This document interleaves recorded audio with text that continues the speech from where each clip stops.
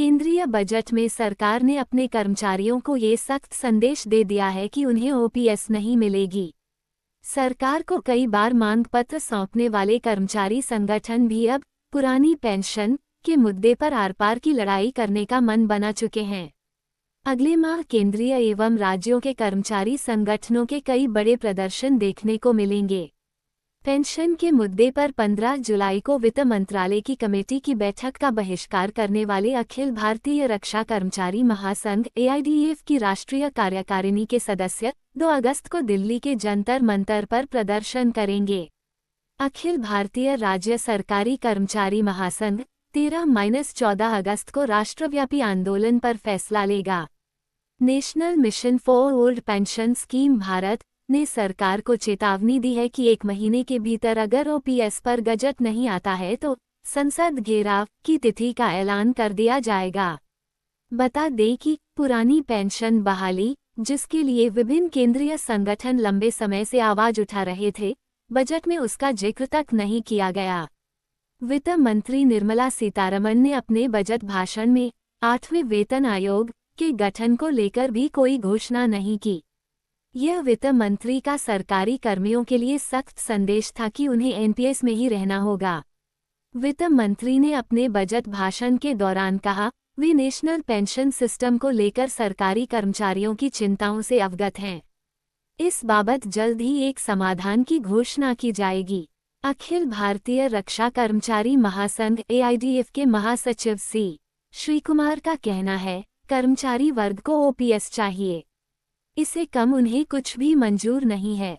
OPS, 8वें वेतन आयोग का गठन व दूसरी मांगों को लेकर 2 अगस्त को AIDF की राष्ट्रीय कार्यकारिणी दिल्ली के जंतर मंतर पर धरना देगी।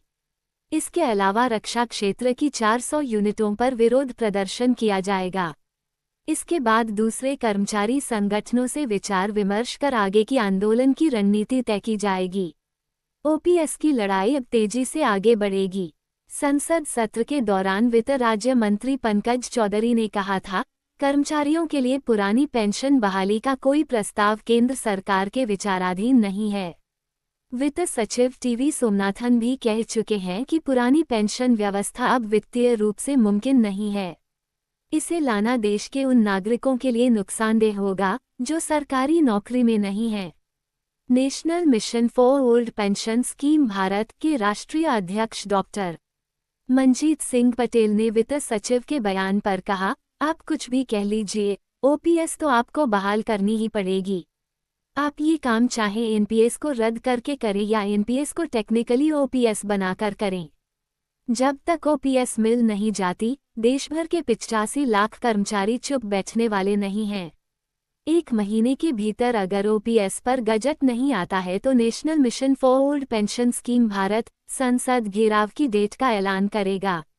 बतौर पटेल, वित्त सचिव टीवी सोमनाथन का कहना है कि ओपीएस बहाली संभव नहीं। उन्होंने इसके कारण गिनाए हैं।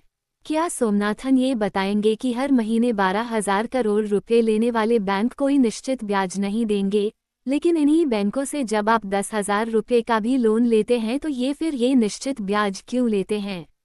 हमारे 15 लाख करोड़ रुपए पर एक भी पैसे का ब्याज गारंटीड क्यों नहीं है? दूसरी बात, जब एनपीएस को हुबहू ओपीएस में कन्वर्ट किया जा सकता है तो फिर सरकार इस पर बात क्यों नहीं कर रही? राज्य कर्मचारियों का प्रतिनिधित्व करने वाले सबसे बड़े संगठन अखिल भारतीय राज्य सरकारी कर्मचारी महासंघ के राष्ट्रीय अध्यक्ष सुभाष लांबा ने कहा, बजट में कर्मचारियों की सभी मांगों की अनदेखी की गई है। इससे केंद्र एवं राज्य कर्मियों में भारी आक्रोश है। उन्होंने केंद्रीय बजट को कर्मचारी एवं मजदूर विरोधी और कॉर्पोरेट प्रस्त बताया है। इस बजट से निजीकरण को बढ़ावा मिलेगा। सरकार ने कर्मचारियों की प्रमुख मांगें ओपीएस बहाली, 8वें पे कमीशन का गठन, पीएफआरडीए एक्ट रद्द कर पुरानी पेंशन बहाली, ओपीएस